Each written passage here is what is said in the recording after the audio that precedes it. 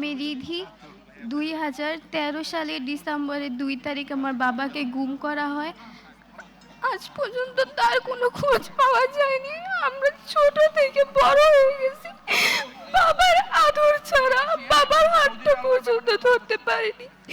যখন আমরা একটু ছিলাম তখন এখানে আসতাম, আজকে আমরা এখানে দাঁড়িয়ে বক্তব্য দিচ্ছি।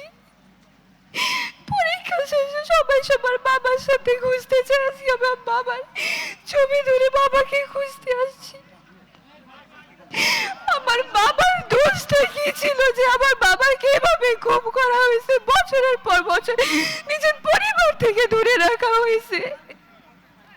আমাদের এমন কি দোষ ছিল যে আমাদের বাবাকে আমরা দেখতে পারিনি? আমার বাবাকে ফিরিয়ে দিন, আমরা আপনাদের কাছে কিচ্ছু চাই না। আমরা অনেক কান্না করছি, এখন শুধু আমরা আমার বাবাদের ফিরিয়ে চাই, বাবার হাতটা ধরতে চাই। বাবা এখন দেখতে কেমন এটা আমরা কেউ এখন জানি না।